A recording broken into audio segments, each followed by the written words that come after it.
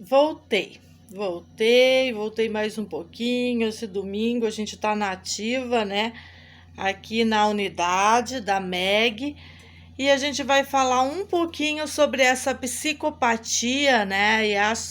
E os psicopatas e seu modus operandi, inclusive dentro das instituições, porque normalmente os estudos dessas pessoas das instituições em relação à mentalidade superam os estudos de uma civil comum como eu. Então, o manejo, quando eles querem defender a criminalidade ou fazer uma vadia, ser a vadia política de um determinado elemento que está com culpa no cartório até por aqui e considera a família Arquitetos fraquinha, um entregador de pizza na época, o Renato, eu, uma simples professora. Então a gente vai espizinhar usando as técnicas psicossociais e a gente vai espizinhar, destroçar aquela gente, negando a lei, a ordem para eles e inserindo todo esse comportamento de medo, né? Coisa que não estamos trabalhando mais com isso neste momento. Então, como é que um psicopata do sistema ele vai agir quando ele quer negar a realidade, no caso do crime contra a criança que está em questionamento aqui agora, sobre esse juiz, sobre esse promotor, sobre o próprio delegado que foi transferido, sobre o advogado da maledicente, da onde veio o conluio político para defendê-la, para deixar em panos quentes, deixar tudo baixo, aquela velha técnica de deixar tudo baixo, que está extremamente conectado com a Polícia Civil da 10ª, que neste momento está usando a própria delegacia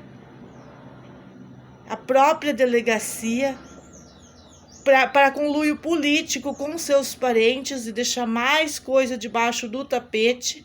E inclusive fizeram uma tentativa de usar o crime de segredo de justiça contra mim para impor medo para mim, usando essas vadias que vem zumbi aí no portão fazer intriga. Eles usam todo mundo, diretamente e indiretamente.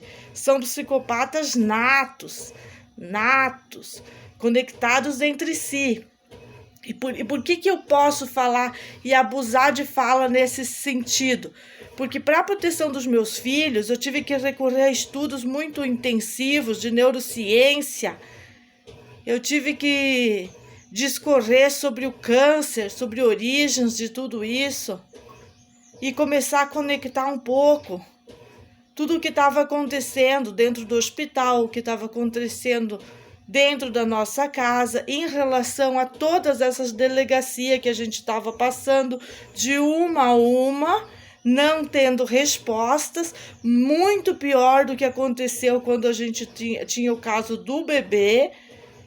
E aí que eu vi que estava acontecendo não é uma desconexão do sistema, pelo contrário, uma conexão explícita do sistema para um conluio político, porque certamente eu usaria as redes em tempo real e eles usariam as minhas falas para promover contra a família Arquitetos, como é o que aconteceu agora, nesse último episódio com o Renato, no último episódio comigo, que eu mandei o oficial levar para o juiz, meter no traseiro dele o que ele quisesse, porque dessa jurisdição particular da minha pessoa, essa lei suja, porca, distorcida não tem mais poder.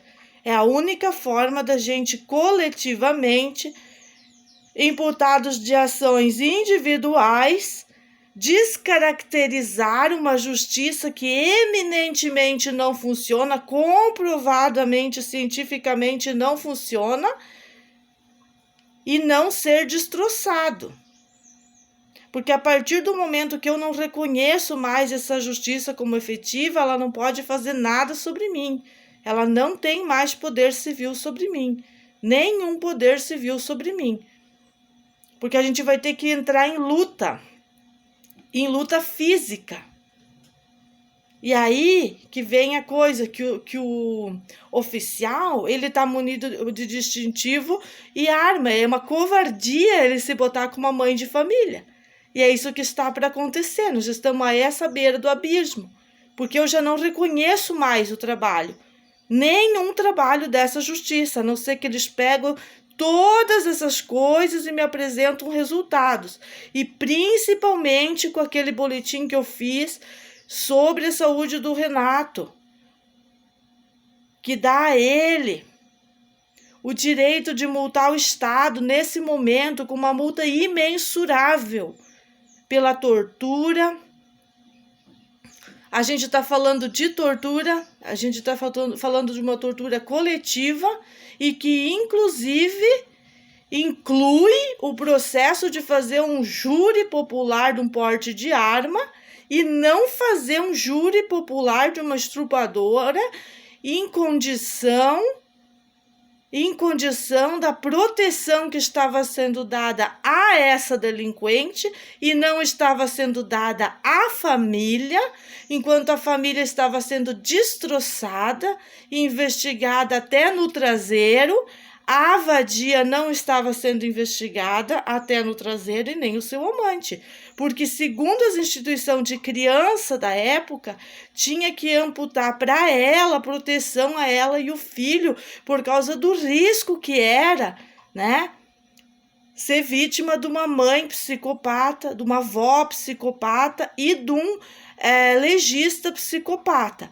O juiz, o amante, a abusante, ninguém era psicopata. Entende a virada de espelho que essa gente maléfica faz quando eles têm culpa total na história?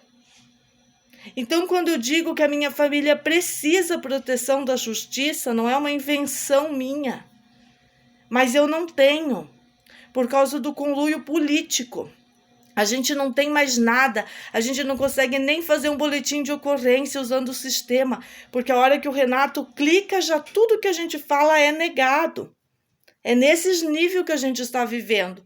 O conluio político, volto a dizer, conluio político, e de ambas as partes, porque a gente não se refere, não reverencia nada disso. E como que eu consigo conviver com isso e fazer essa conexão de toda essa realidade? É devido a muitos estudos. Antes da neurociência, a gente estudou os psicopatas, a gente estudou mentalidade, a gente estudou hipnose, a gente estudou, agora nos últimos 4 anos, um estudo intensivo de mentalidade para fazer essa viagem remota no tempo, com saúde mental, com saúde física, com saúde social, com muita saúde social. Por isso que eu comentei num dos vídeos anteriores, que essa gente está circulando, porque eu optei por seguir esse estudo de mentalidade, fazer a viagem no tempo, ter as únicas coisas que importam para mim, que são as certezas do que realmente aconteceu e o que levou a isso.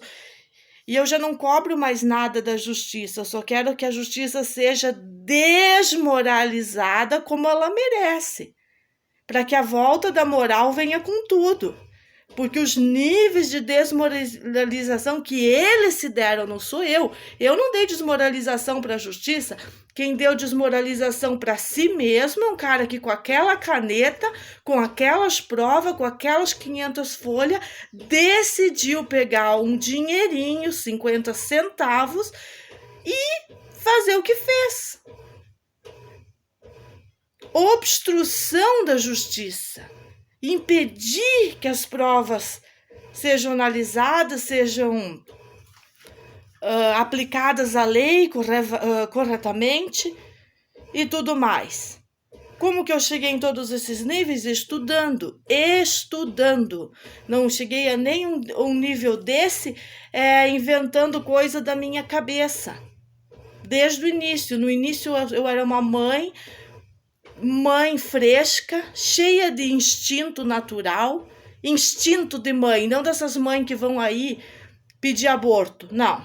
Instinto de uma mãe muito desejosa do seu filho, e não como aquele advogado vagabundo, pago tanto pelo sistema quanto pelo amante, disse que eu tinha... Sim, eu doei o meu filho para um estudo, segundo toda a legalidade, um estudo que nunca me explicou. E hoje eu sei para que foi feito tudo aquilo com os Camiliano.